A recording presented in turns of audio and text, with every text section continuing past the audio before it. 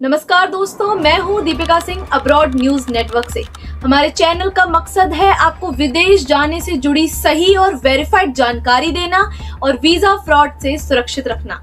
आज हम बात करेंगे क्रोएशिया के English taught bachelors degree study route की, लेकिन उससे पहले आपके मन में एक सवाल होगा कि क्रोएशिया ही क्यों?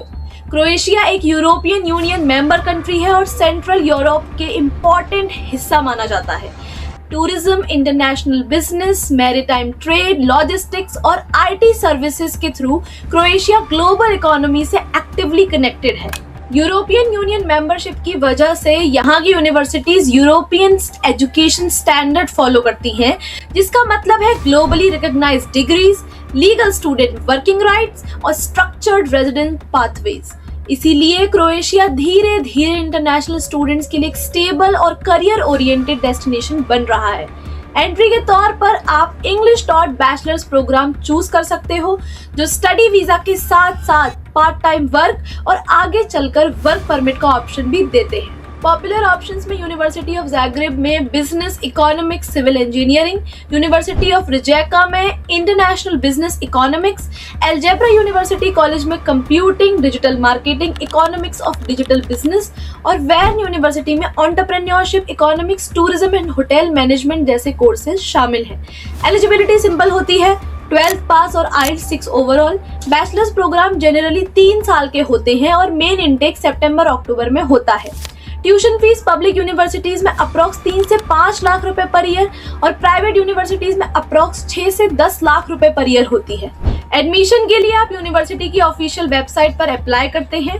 डॉक्यूमेंट्स में completed application form, valid passport copy, 10th-12th marksheet, photograph, IELTS score card और स्टेटमेंट ऑफ पर्पस शामिल है। एडमिशन अप्रूव होने के बाद आपको एडमिशन लेटर मिलता है, जिसे वीजा के लिए यूज किया जाता है और यूनिवर्सिटी पोर्टल से फीस पेमेंट और कंफर्मेशन लिंक रिसीव होता है।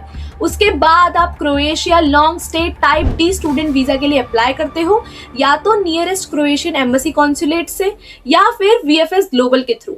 वीजा डॉक्यूमेंट्स इंक्लूड करते हैं filled and signed application form, passport, passport size photograph, admission letter, academic records, IELTS score card, financial proof, accommodation proof और हेल्थ इंश्योरेंस अप्रॉक्स 32 लाख रुपए।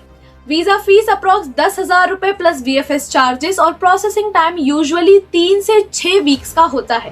Croatia पहुंचते ही आपको local police administration में address registration और temporary residence permit के लिए apply करना होता है।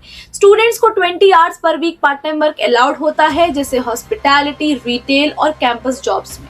स्टडी कंप्लीट होने के बाद अगर आपको जॉब ऑफर मिलता है तो आप वर्क बेस्ड रेजिडेंस परमिट के लिए अप्लाई कर सकते हो ministry of interior local police directorate से, जिसमें एम्प्लॉयर अपने डॉक्यूमेंट्स और आप अपने आइडेंटिटी और क्वालिफिकेशन डॉक्यूमेंट सबमिट करते हो।